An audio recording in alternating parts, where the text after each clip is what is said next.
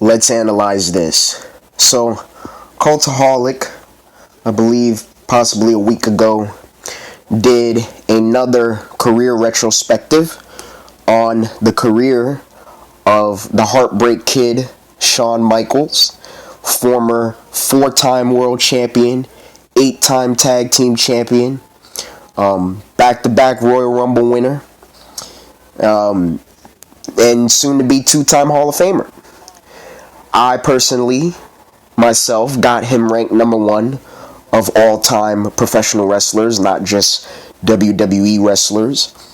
I got him as number 1. I'm going to explain why throughout this video, because there are so many things that he was able to do, so many different eras that he wrestled in, so many classic matches, classic moments, and the man just had it all. Like, he had everything. So let's see what they have to say. It's not bragging if you can back it up, is the old saying. And for many years, Shawn Michaels would brashly let us all know just who WWE's unquestioned showstopper really was. Even if you, like Jim Cornette, detested Michaels with every fibre of your being, you had to come to the same conclusion as the most dedicated of HBK fans. The Heartbreak Kid truly was the greatest at what he did. No wrestler before or since has displayed his particular blend of technique, charisma, selling, timing, athleticism, and those rare intangibles. You don't earn the name Mr. WrestleMania without excelling on the largest stage time and time again, and no wrestler would do so as consistently and with as much gusto as Shawn Michaels. Agreed. Let me explain something here, alright? For those who didn't see Shawn Michaels wrestle, okay, this man came in an era that was still ruled by big men. You know, he wrestled at a time where the Hulk Hogans, the Randy Savages, Andre the Giants, you know, your Hakus, your Boss Mans, those guys were still very much at the top of the card. Some of them were main eventers, some of them weren't, but they were still some of the more prominent wrestlers at the time. In Shawn's time, back in his prime, I should say, WCW was the only company, really the only wrestling company, that were giving guys of his size, of his ilk, a chance to shine. The only problem with WCW is that they weren't giving those guys enough shine. They gave them the shine that they wanted to give them, as opposed to the shine that they deserved. That's why you had the Radicals leave for the WWF in 2000. You know, that's why you had Kidman, Billy Kidman, going through what he went through with his feud with Hogan in the late 90s. And a lot of people like to push this narrative of how Bret was small, of Bret Hart. That's not true at all. Bret was a solid 6'2", 230 to 235 pounds in his prime. That's not small. That's actually heavyweight. Like, if the man would have been a fighter, i.e. a boxer or MMA competitor, he would have been in the heavyweight division. So he was not small. Shawn Michaels was the first guy his size to not only succeed and win multiple championships, but also main event WrestleMania, be the main event, and be world champion. You go back and you go through all of the WWE champions of the past, before Shawn, they were all bigger than him in some way, shape, or form, whether it be taller than him in height, or bigger in muscle or in width than him in weight. Even Bob Backlund was bigger. Bob Backlund was shorter than Shawn. I think Bob might have been, I want to say 5'10", about 5'10", maybe 5'9". But Bob was about a solid 230 to 240. Shawn was about 6'1", 225. He was no bigger than 225 pounds. So that's number one. Shawn was able to thrive in an era where the big man still very much rule. You know, your Razor Ramones, your Diesels, once again, your big boss mans, Hogan, Lex Luger, guys of that ilk.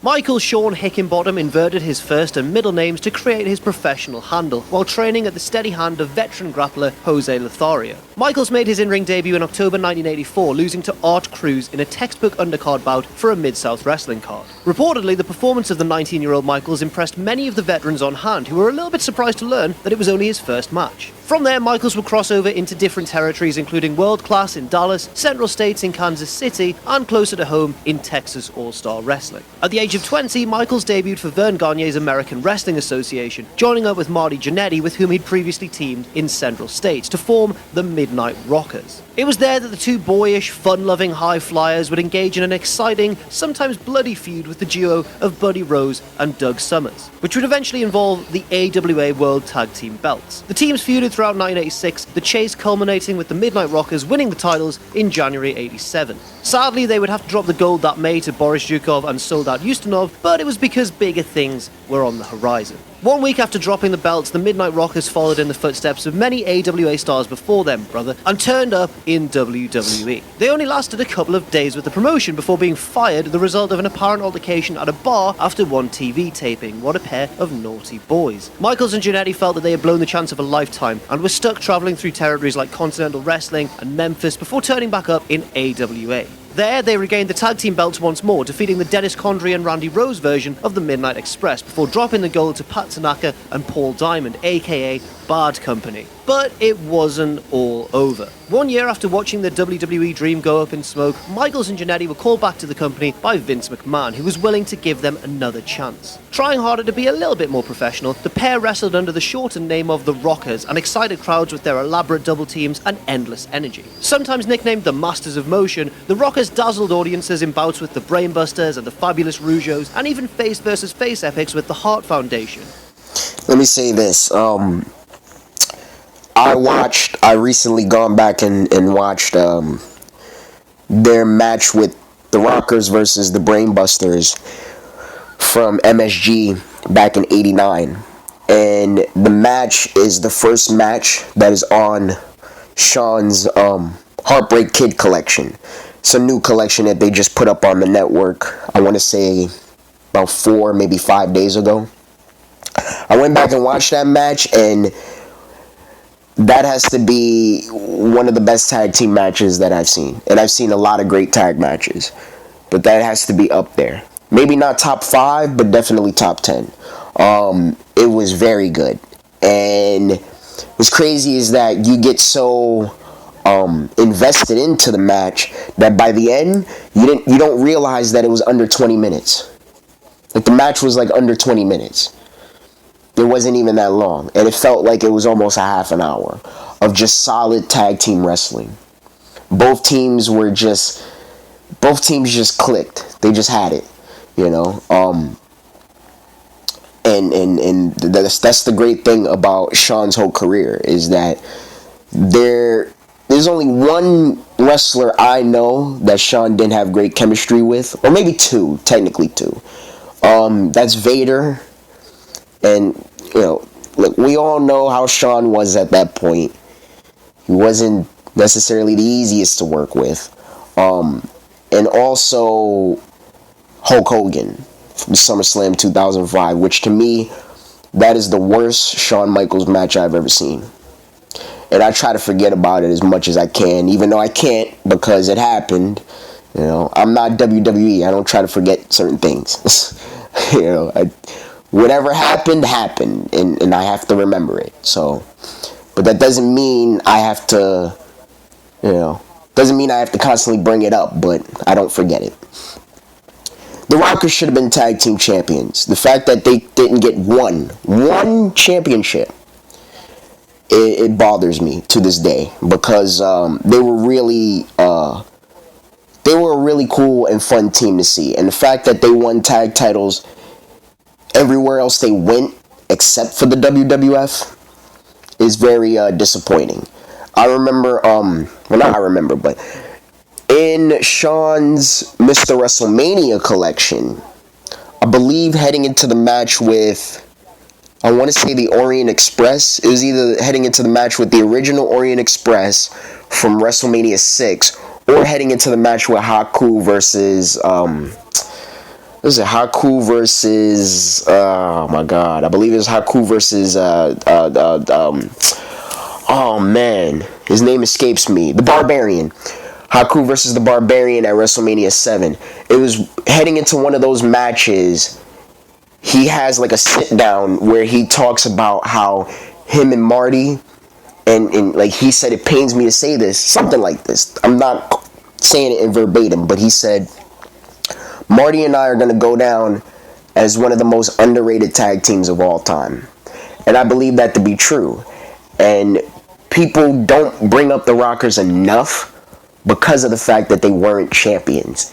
And we all know that infamous night where they had won the tag titles at a house show, and but the ring, the top rope? It was the top rope that broke, and like 2 days later or 3 days later, they had to return the titles back to the Hart Foundation because Jim Neidhart re-signed with the company, even though he was supposed to leave. And that's why they had the decision to have the Rockers win the tag titles in the first place, since Jim was leaving. Literally like 2 days after that match, Jim re-signed with the company. And, you know, so the whole excuse of, oh, the match had to be overturned because of the top rope breaking is complete nonsense. You know, and for years, I kind of bought into that fact that, you know, people in the back thought that the match became shit because of the top. Like, the top rope breaks, and it was like it ruined the match for them, for the people in the back, for Creative and Vince. But then I thought about it some more, and I thought about what happened in 2011 when Big Show and Mark Henry break the ring. They weren't even the main event. What was it? It was, that was what, Vengeance? That was Vengeance 2011. Yes, that was Vengeance 2011. When Big Show and Mark Henry broke the ring, and fucking Cena and Del Rio came out for the main event and wrestled the whole match with a broken ring.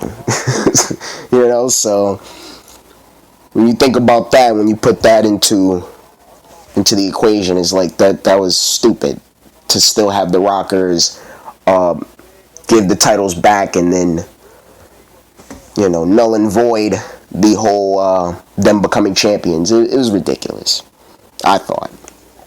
Of course, Bret and Shawn would go on to have many more battles, but that's quite a different story. We'll get to that later. In the heavyweight-dominated WWE landscape of the late 80s and early 90s, the Rockers were a true revelation. It was against the Hearts in the fall of 1990 that the Rockers would be the subject of one of wrestling's most delectable what-if mysteries throughout history. At a Saturday night's main event taping, Michaels and Jannetty won the World Tag Team titles from the Hart Foundation in a 2 out of 3 falls match, marking the first title that either Rocker would hold in WWE. However, this is the incident that I'm talking about.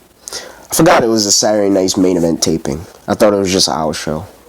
One of the ropes legitimately broke during the match, causing it to degenerate into a sort of meandering cluster blip. Not wanting to air the match in that condition and changing his mind about phasing Jim Neidhart out as a wrestler, Vince McMahon chose to throw it out and keep the belts with the Hearts, so the match officially never really took. Jack, Vince wasn't trying to phase Jim out as a wrestler. Jim's contract was coming up, and at first he didn't want to re-sign, and then he was convinced to re-sign. I don't know by who, but he was convinced to re-sign, and he ended up re-signing a couple of days later. That's what really happened. place. Sorry, Shawn. Over the next year, the Rockers would continue on as a mid-card tandem, facing the likes of the Orient Express and Haku and the Barbarian in some really underappreciated pay-per-view matches. But the Rockers felt like they were stuck in neutral for the most part, and in fact the end would soon be near. After some miscommunications and general dissension late in 91, Michaels began displaying more arrogant tendencies, really annoying his longtime partner. Then came the summit on Brutus Beefcake's barbershop, where Michaels feigned a Before he continues, little known fact about the Rockers split. Shawn did an interview in 2000, and he even did another sit down for the Mr. WrestleMania collection where he talked about how they split. Marty, well, before I get to Marty, they were doing a commercial. It was the Rockers and the Road Warriors, who of course were LOD at the time. I don't know if there was another team involved. I could be wrong. I'm not sure. One of you peeps can let me know down below. But they were all doing a commercial. I believe it was for a cereal. I want to say it was for a cereal. And again, I could be wrong with that too. But they were doing a commercial, and the Road Warriors got paid, I want to say something of, I believe it was somewhere between 4,000 and 8,000 each. Like I literally watched Shawn talk about this, but this was a few days ago, so my memory is a little foggy on it. Basically, the Road Warriors were paid the same amount of money each, as opposed to the same amount combined. The Rockers, for the commercial, were paid the same amount combined, as opposed to the same amount of money each. Like Animal and Hawk were paid the exact same amount, but it was split between, not split between the two, but you know, Hawk got X amount of money, Animal got the same amount of money, but for himself. The Rockers got paid the same amount, but they had to split the money between the two.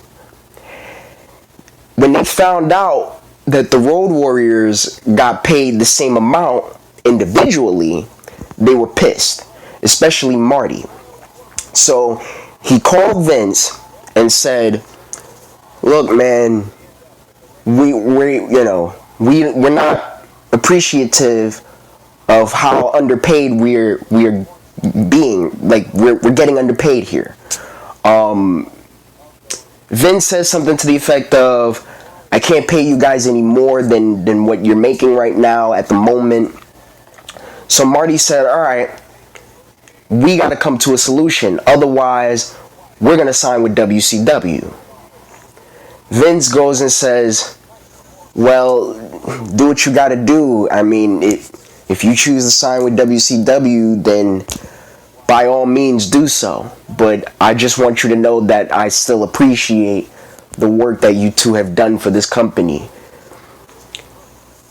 So when Shawn told Marty to call Vince and talk to him about it, he wanted Marty to just kind of negotiate about getting a pay raise. He didn't think that Marty was going to threaten to leave to go to WCW. He didn't think that Marty was going to do that. So Marty comes back to Shawn, before he did that, Vince then calls Shawn and tells Shawn, "I hear that you two are unhappy and want to get paid more, and you're thinking about going to WCW to perhaps get paid more. I'm sorry to hear that. I was thinking of having you go solo in the near future, but if you guys want to go to WCW, by all means." Shawn hears that and is surprised. So he goes to Marty and he tells Marty, "I didn't tell you to say all of that. I just told you to negotiate a pay raise. I didn't tell you to threaten him that we were going to leave the WCW." At least that's what he said in the 2000 interview. In the Mr. WrestleMania collection interview, he tells the story differently, which Shawn has a weird tendency of I don't want to say lying. I mean, he has lied. Like, he lied about his knee injury in 97 being more serious than it was. So he has a history of lying, but Shawn more than lying, he has a history of backtracking his statements. He will make a statement, he will make a whole statement, and then about 2 years later, he will only make half of the statement. And then he will, when he reiterates the statement, he will make half of the statement. And then he will blatantly ignore the other half, as if he never said that. That's what Shawn does. He tends to do that, which can be really freaking annoying, but anyway. Bruce with Jannetty before super kicking him and then infamously launching him through the barbershop's glass window, drawing rare blood for WWE TV of the day. Michaels had gone bad, but he hadn't gone solo. Now presented as a preening, narcissistic chauvinist, Michaels was paired with sensational Sherry, who added overtly carnal nuance to Michaels' newfound bite. Michaels would flesh out his conceited quirks, mixing the wild bum-taking of somebody like Mr. Perfect with the cunning ring generalship of someone like Ric Flair, and his improvements were really demonstrated in matches with the likes of Randy Savage and Bret Hart. In the fall of '92, Michaels would be astonished by the return of a vengeful Jannetty and, like a coward, sacrificed Sherry in the midst of Jannetty's attack in order to save himself. Michaels may have lost the girl, better her than him I suppose he thought, but he would gain gold shortly afterwards. Not long after truly going solo, Michaels outlasted Intercontinental Champion Davey Boy Smith on Saturday night's main event, capturing his first official championship in WWE. Yeah, that tag team title one just didn't ever happen. If you were there in the venue at the time, just try to ignore it. He would Right? lose to WWF champion Bret Hart in the main event of that year's Survivor Series, but continued his up. That was his litmus test, Sam. If you've seen my coverage of Sam Roberts talking about how he still felt the same way he felt about Bianca Belair before the TakeOver match, you understand that comment that I just made. Would rise, holding court with the workhorse belt. Michaels survived in matches against Jannetty, Tatanka, and Mr. Perfect throughout '93, save for a 3-week stretch in which his ex-Rockers partner carried the gold. He won it back, but Michaels' time as champion came to an abrupt end in September, when he was suspended for flunking a test for steroids, a charge, by the way, that he still adamantly denies. And I believe it. I believe it completely. This isn't coming from a biased perspective. I just believe it because you look at all of the wrestlers in the past that have taken steroids at some point throughout their career. They all got insanely bigger. Eddie Guerrero, Chris Benoit, Rey Mysterio didn't get more muscular, but he got wider. Look at Rey Mysterio in WCW, and then look at Rey Mysterio around '04. He was much wider. Triple H, Edge, even though the same thing with Edge, he got wide as opposed to more muscular. You look at all of those guys and you could tell, you could literally tell. It would be hard not to see. You'd have to be Stevie Wonder to not see that those guys at some point or another were all on it. Shawn, I don't believe, was on it because to me, he's never been bigger than 225. He's never been bigger than 225. Yes, at one point, it seemed like his bicep was literally about to pop at one point when he got popped, no pun intended, for the wellness, or not the wellness policy, the drug test. But Shawn ate and drank what Kevin Nash ate and drank. And if that requires getting bigger, then so be it. I just don't believe under any circumstances that he was really on it. I mean, if you do, that's on you, sure, but as far as I'm concerned, he wasn't on it.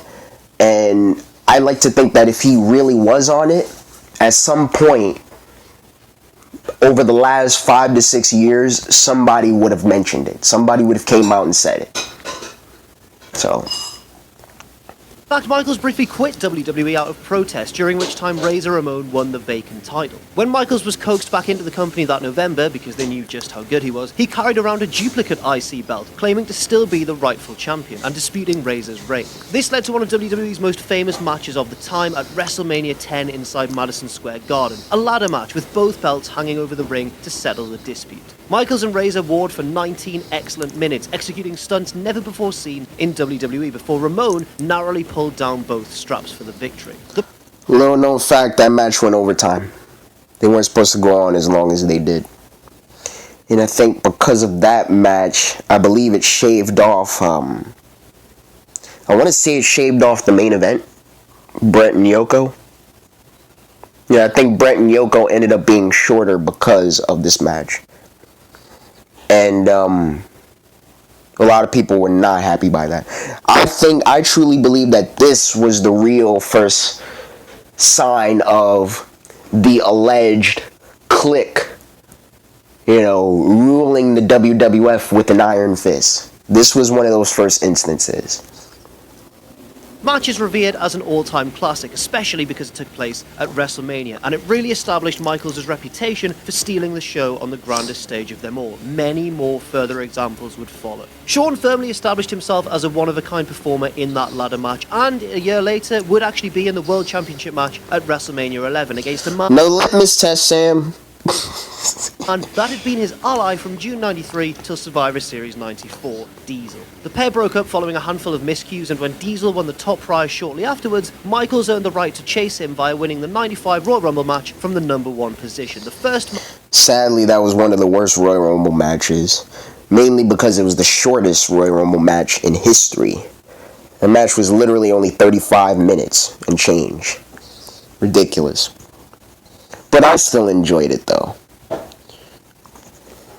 Man ever to go coast to coast. Michaels even replaced Diesel with a new bodyguard in the form of Sid, but ultimately would fall short at WrestleMania, both in the ring in terms of losing the match, and outside of the ring because he wasn't in the main event. That, of course, would go to Bam Bam Bigelow and wrestling legend Lawrence Taylor. The following night on Raw, Shawn blamed Sid for the loss, and was subsequently destroyed by the Psycho One then and there, to the tune of 3 crunching powerbombs. Diesel then ran in to save his former friend, and in that moment it actually signaled Michaels' return to the babyface side of the fence. Yes, he maintained his outward self-confidence, only now he clowned WWE's villains instead of taunting the heroes. He would win his third IC title in July 95 from Jeff Jarrett, before vacating it after an infamous incident outside of a Syracuse nightclub involving, well, depending on who you listen to, one or several Marines. He would then set his sights... They beat the shit out of him. Plain and simple. more on WWE's richest prize. Michaels won his second consecutive Royal Rumble in '96, earning a shot once more at the WWF Championship, held by fellow babyface Bret the Hitman Hart. The WrestleMania 12 main event clash would be a 60-minute Iron Man match, the ultimate test of endurance for two of the generation's most gifted stars. After an epic length battle, Michaels realized his often referenced boyhood dream when he pinned Bret with 2 super kicks in the overtime period, capturing the WWF Championship that he'd worked his whole life for. But while Michaels' in-ring performance... He had been chasing that title for 4 years. 4 years. And he deserved it. Performances remained the stuff of legend, his company fell behind a surging WWE, thanks, ironically, to Michaels' former clickmates, who were turning heads alongside Hulk Hogan with the emergence of the New World Order. Michaels, by his own admission, handled the pressures of being a champion pretty poorly. Despite troubles outside of the ring, however, his title reign would be filled with acclaimed performances against the likes of Diesel, Davey Boy Smith, Vader, and Mankind, while also... That's the thing, his first run was, his longest reign as champion. He had held the title from WrestleMania 12 all the way to Survivor Series in '96 before he lost to Sid. It was a long-ass title reign. So the whole notion of him being one of the worst drawing world champions, I'd say take it with a grain of salt. Don't take it too seriously. Because I feel like if he really was the absolute worst WWE champion of all time in terms of drawing and ticket sales and attendance, then he wouldn't have been champion for, 8 months? 7 months? No, actually a little over 6 months. He wouldn't have been champion that long. Freaking Eddie Guerrero, his reign was shorter than Shawn's. And it has been proven that Eddie was not a good draw as champion. And this isn't me knocking on Eddie, I'm just stating facts. You can look this up. Fraught with real-life controversies such as the curtain call and the mid-match shoot on Vader where he screamed in the Giant's face. His reign was also plagued by insecurity, perhaps caused by the loss of his good friends to WCW. And when Michaels finally dropped the belt to Sid at the '96 Survivor Series in New York, he would be booed in a fashion not dissimilar to the likes of John Cena and Roman Reigns after him. He regained the belt at the Royal Rumble in his native San Antonio, but dropped it shortly afterwards via the infamous Lost Smile speech, claiming... Which was bullshit. That was complete bullshit. Because if you think about this. He stated that it was a career-ending injury. Right? So, after WrestleMania 13... No, not after WrestleMania 13. But around the summer of 97... So Shawn is still out. He's been out since February. And when he announced his knee injury, it was on Thursday Raw Thursday, special Thursday episode. And Bret, around the summer, rumors start circulating that Bret's contract is coming up. And then by the time it is known that Bret's contract is coming up and he might sign with WCW, who comes back? All of a sudden, who is magically healed from his knee injury? And he could get back and wrestle again. That guy on your screen right now with the fake tears. I mean, come on now. It is completely 100% true that Shawn just did not want to drop the title back to Bret. And I think about what if that rematch would have happened, because everybody deserved to see that rematch. We all needed to see that rematch, and the fact that it didn't happen until Survivor Series is just ridiculous to me. I feel like. But yeah, when you think about that, it's like, wow, that motherfucker was lying the whole time. Damn shame. But anyway. A career-threatening knee injury. Again, depending on who you ask, this may... Now, I would like to think that he really was hurt. He really did have a knee injury, because Shawn already had a history of knee issues at that point anyway. He was what, 31? 30? He was 30 going on 31. He already had a history of knee problems. He already did. So I'm not saying that he lied completely about having the knee injury, but he definitely lied about it being career ending. Because look at when he comes out at WrestleMania 13 to call a main event, to be a commentator for the main event. He's dancing all over the damn place. He's moving with no problem. He's not limping, none of this. And this is supposedly 1 month after surgery. Nobody is moving around like that off of 1 month of surgery. The hell out of here. Give me a break.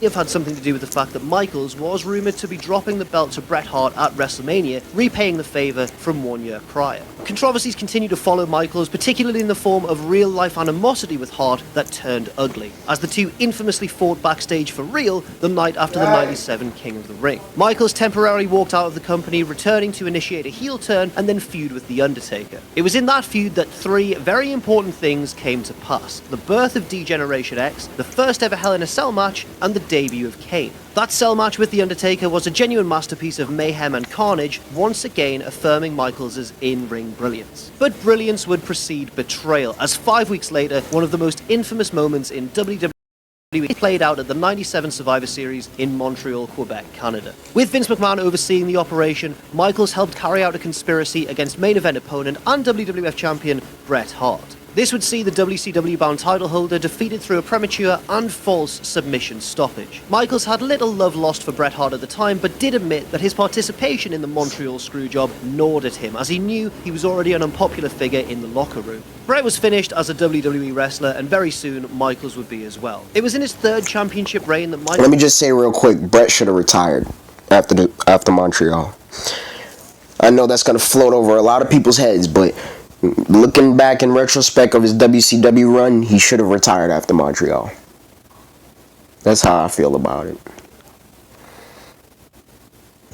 I mean, I still got Bret number 2 as the second greatest wrestler of all time. Mainly because I have Shawn over him, because Shawn was the better overall talent. Bret might have been the better and more skilled, technically proficient, pure wrestler, but Shawn was the better overall talent, and he had everything.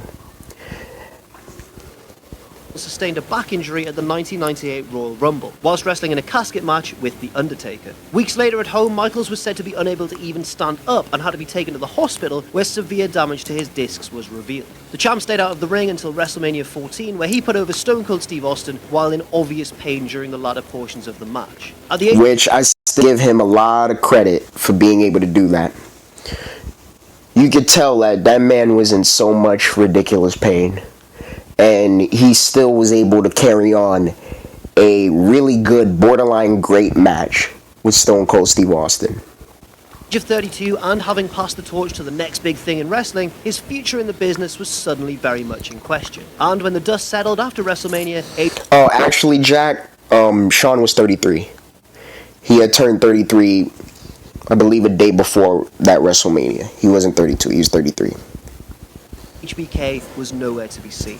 He would return to the company in various non-wrestling roles, referee, guest commentator, and that sort of thing. Out of the ring, Michaels busied himself training wrestlers down in Texas, including the likes of Brian Kendrick, Lance Cade, and Daniel Bryan. He even worked a match in the year 2000 for his Academy's tie-in promotion, defeating former partner and rival Paul Diamond in a street fight. However, during this period, Michaels struggled with painkillers to the point where he passed out backstage at the Go Home Raw. I did not know that Shawn wrestled in his Academy in that street fight. I didn't know about that. Learn something new every day, folks. Before WrestleMania 17 in 2001, and was summarily sent home. During the one-year stretch that followed, Michaels became a born-again Christian and also managed to kick his addiction, motivated by wanting to be a good example for his young son. After putting his bad habits behind him, Michaels returned to WWE in what many assumed would be a non-wrestling role in 2002, as the mouthpiece for the floundering New World Order.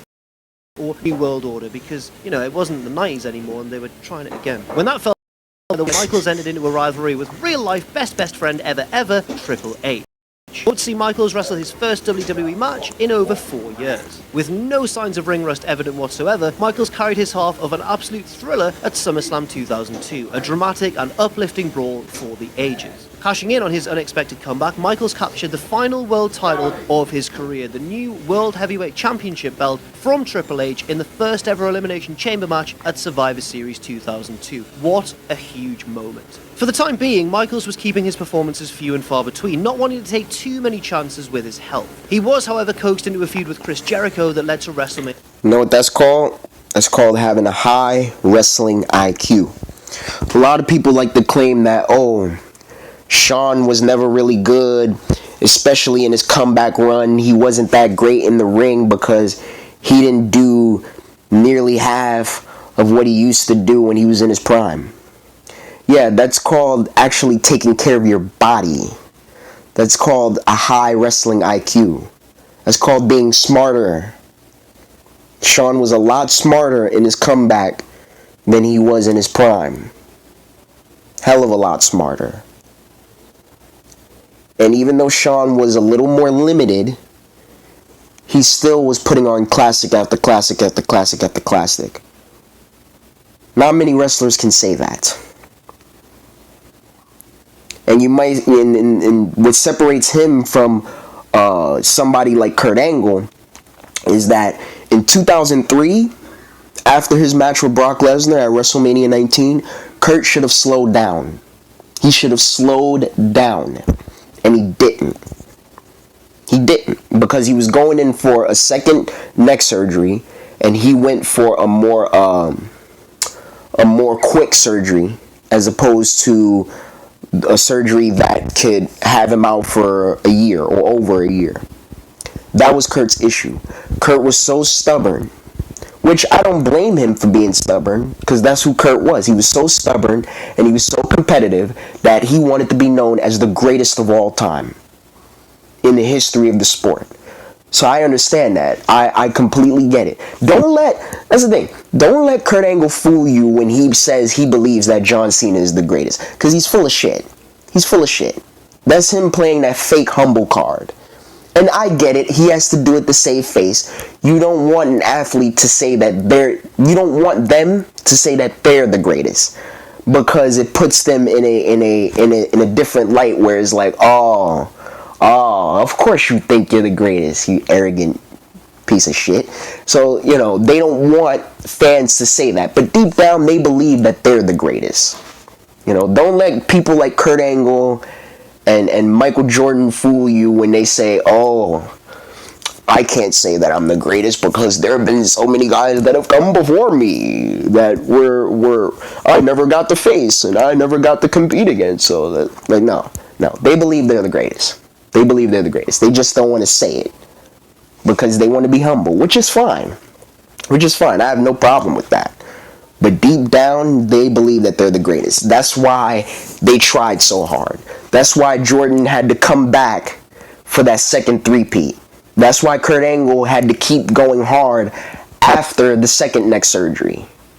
That's why he had to keep wrestling for another 10 plus years after that. And going to TNA and putting on more classics and winning more championships and becoming the most decorated, most successful wrestler of all time. That's why SHAWN had to come back in 2002. Because he said to himself, I have a little bit of a legacy, but I don't have a legacy as being the GOAT. So I need to come back to prove to these people that I am the greatest of all time. That's what his thought pattern was. And that's what has to be your thought pattern in order to succeed. Not just in sports, but in life. So I don't blame them. In 19, with Michaels edging out his younger rival. With that performance, he reclaimed his Mr. Wrestling again, stealing the show on wrestling's biggest stage. For the remainder of 2003, Michaels worked as a regular on the Raw brand and closed out that calendar year with an instant classic against Helmsley again that ended in a double pinfall. The epic performances did not end there, even as Michaels' 40th birthday came into view. For a man who spent 4 years on the shelf to deal with back injuries and personal issues, to watch him go in the ring, you'd honestly never have known it. The triple threat against Triple H and Chris Benoit at WrestleMania 20 and the WrestleMania 21 battle and eventual rematch with Kurt Angle kept Shawn in the same tier of workmanship that he had existed in a decade earlier, when many of his locker room peers were still in school. And as a little bit of a throwback to his more controversial days in the 90s, HBK could also steal the show with wanton irreverence and mischievousness, as seen in the iconic clash with Hogan at SummerSlam 2005. Iconic for all the wrong reasons. It was the potential to be a great feud, even though, in my opinion, Hogan should have been retired at that point. But it had the potential to be a great feud. And little known fact, I believe it was supposed to be a 3-match series. It was supposed to be a 3-match series, and Shawn was supposed to win the first one. And then I believe the rematch, it was supposed to just be 2 matches, I think. I could be wrong. One of you peeps can correct me down below. I know that Shawn was supposed to win the first one. And they were going to do a rematch, and Hogan was going to win that one. And that was all going to culminate into Shawn turning babyface again. Because the plan was always for Shawn to turn back into a babyface. He was never going to be a heel for a long period of time. So I don't know why people were surprised when Shawn went back to being a face. Like, even though that little heel run in 05 was really good, had the potential to be great, that was never a long-term plan for him to stay heel.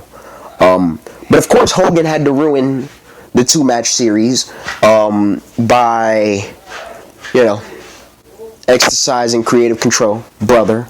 And, he didn't want to lose the Shawn. I think he had claimed that, my back is in... He said either his back or his knees were in too much of a rough shape to be able to do multiple matches, so he only wanted to just do one.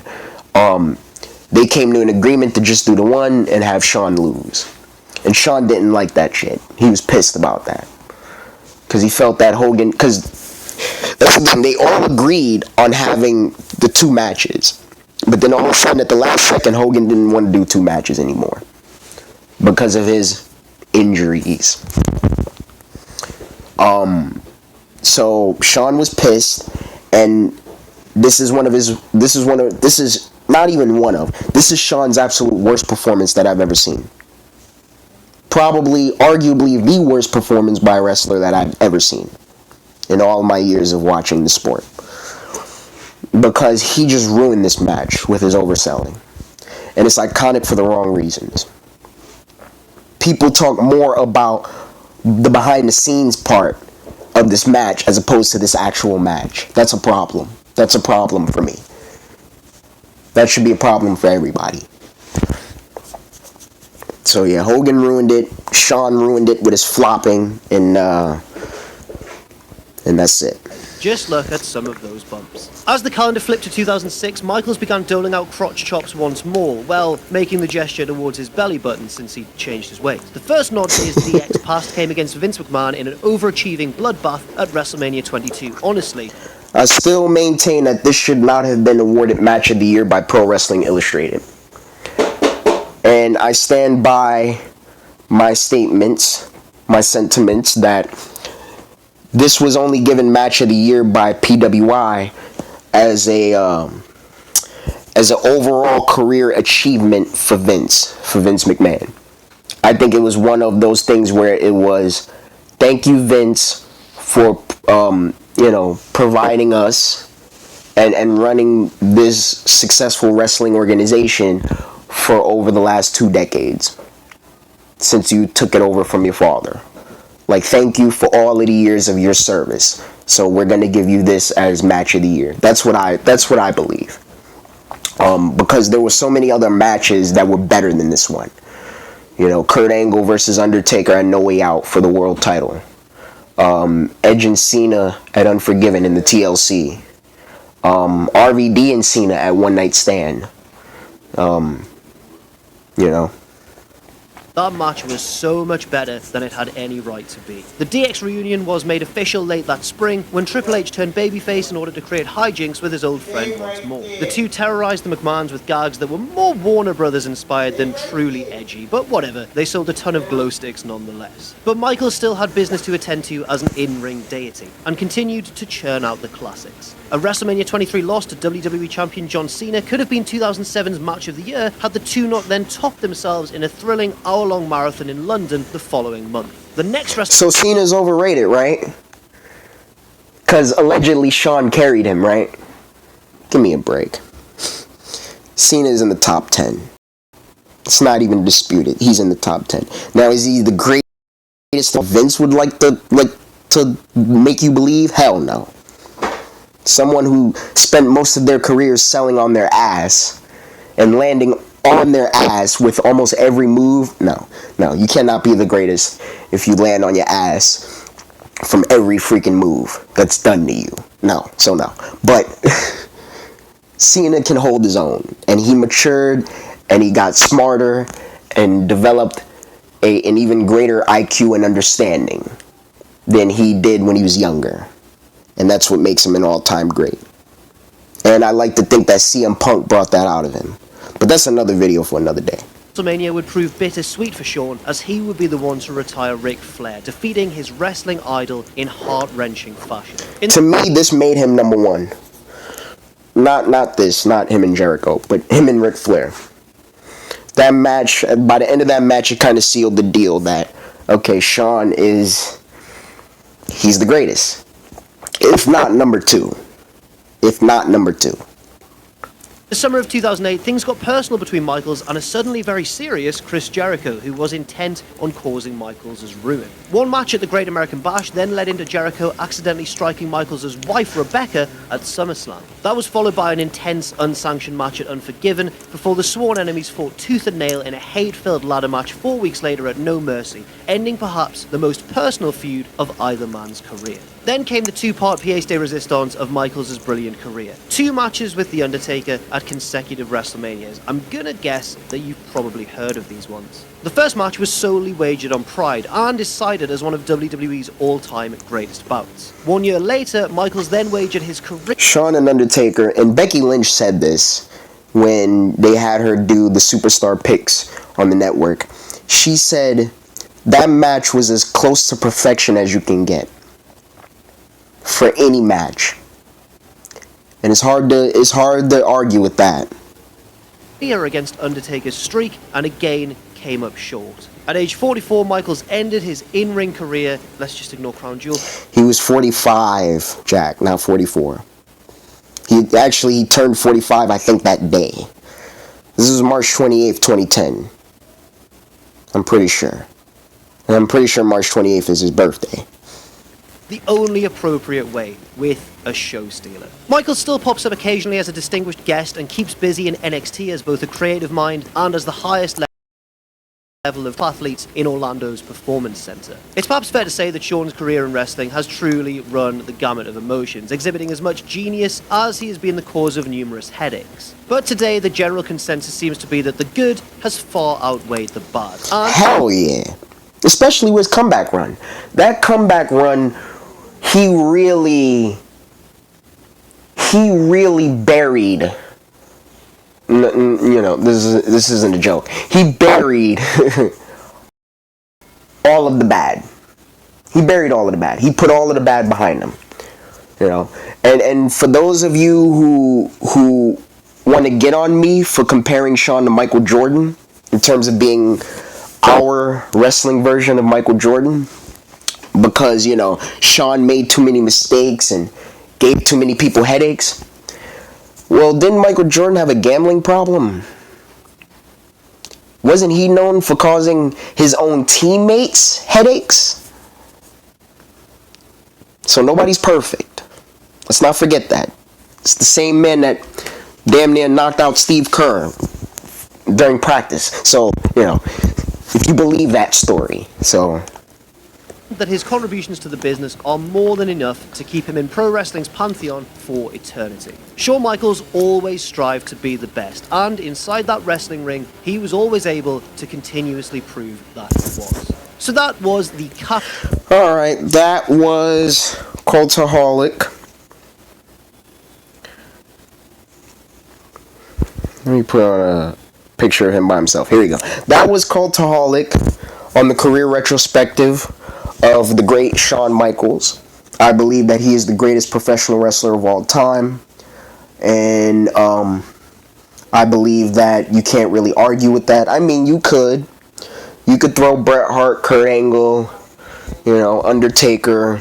No, you can't throw Undertaker in there. Oh, excuse me. Didn't think I was going to sneeze there. You can throw Bret Hart, Kurt Angle, Randy Savage. You know, you could throw any of those guys in there. Eddie Guerrero. You know, Triple H, Rock, Austin. That's fine. But none of those guys were able to do what Shawn did. Let's just think about this, alright? In the first 14 years of Shawn's career, he had already... oh, excuse me. I apologize. I am not feeling too well. But I needed to do these videos.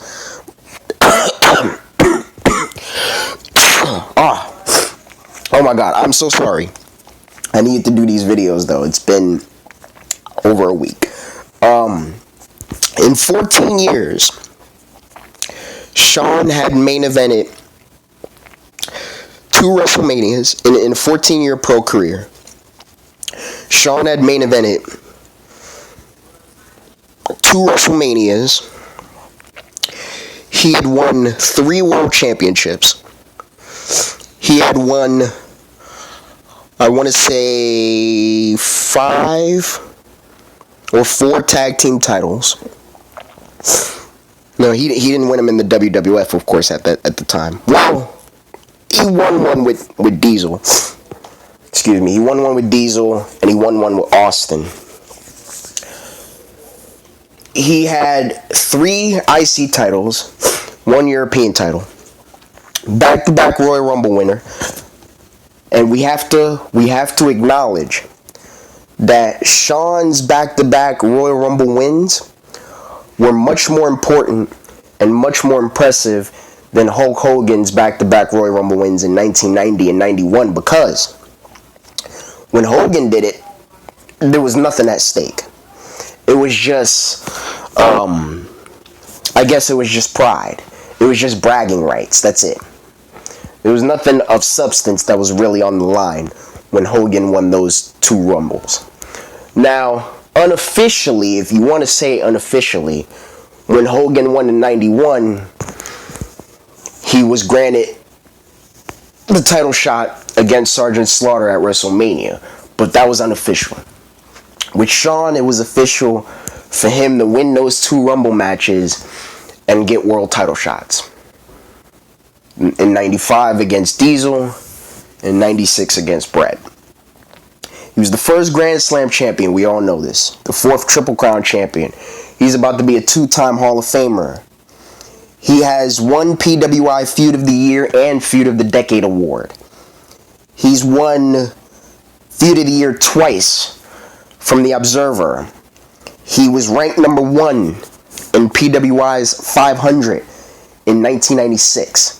That's one of the biggest criterias that you need for me to call you an all-time great, or for me to at least have you in my top 10.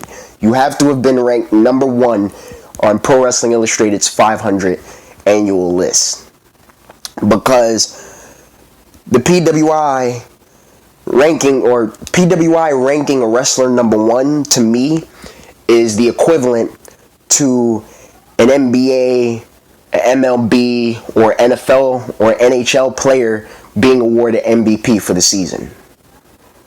That's what that's equivalent to for me.